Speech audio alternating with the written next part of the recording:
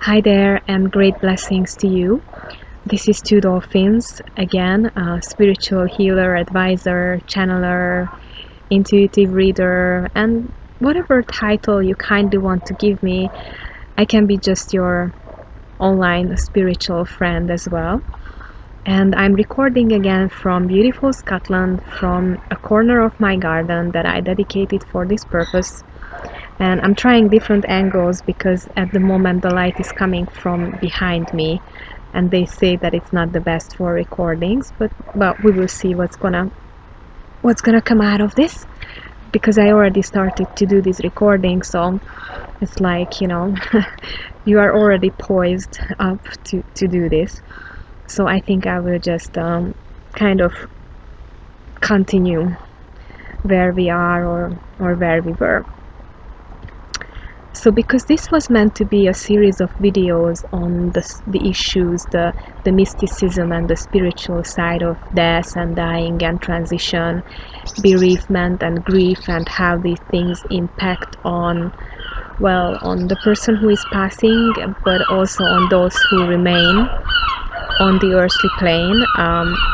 Sorry about the birds. We are actually really close to the sea. We are really close to the beach, and this is, family life season for the seagulls. So they are super aware of everything that's happening, and sometimes they make these big noises. They are guarding their nestlings, and they are talking to them. And I find it really good to start these videos, somewhat after the summer solstice.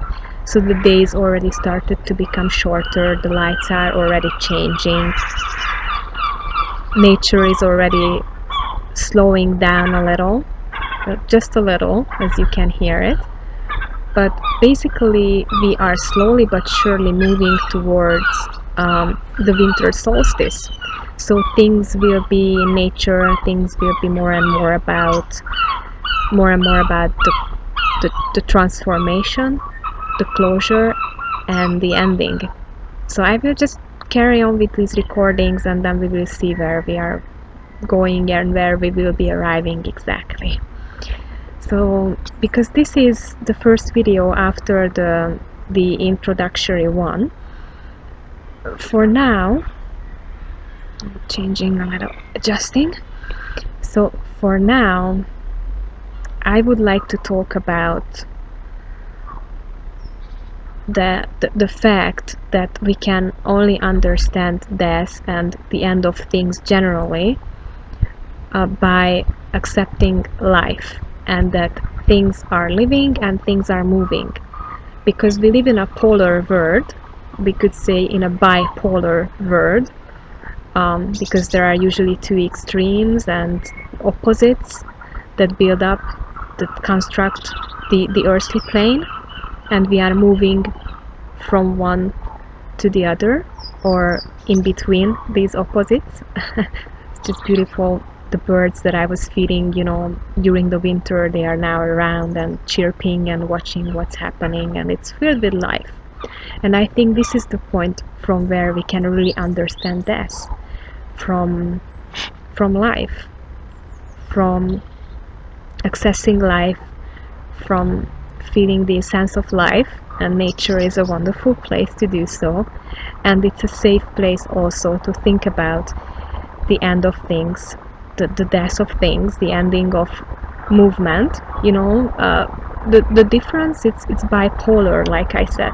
So the difference between a living thing and a dying thing is that a dying thing is not a living thing anymore. So kind of one defines the other, and that a living thing is moving, it's alive, it's portraying movement in one sense or the other, and the dead thing is not moving. It's still, it's motionless. And I think the first time, or the first times when we are little, and we kind of start to get it, kind of start to feel it, and start to comprehend it, that all things that are living will die one day, and all things that are moving will stop one day, and all things that are alive will be ending one day, I think that in itself is a bereavement and a sort of grief for a child, because you can't change it, because you have to live with it from the moment you realize it, from the moment you face this reality as a human being, even when you are not aware of your own mortality, because I think that's sort of like the next jump from, for example, when you see like a dead bug or a dead little bird as a child and you have some concept of death, you know, that will be the next step when you come to embrace your own mortality and the sure likeliness of your own death one day. So in this first video, maybe I just would like to invite you to think back how it came to you.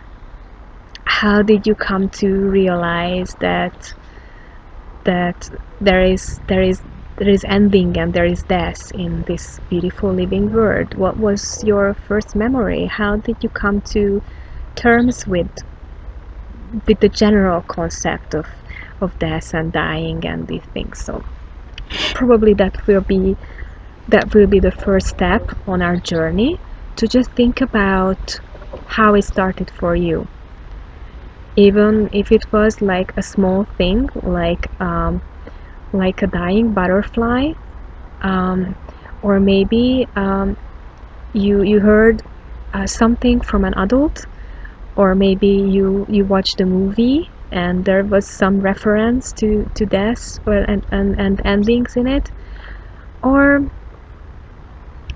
maybe our very first feelings around endings and closures was when we really enjoyed to play or spend time with a friend and the activity came to an end and we had to go, and maybe that was when we first had a sense of ending and leaving.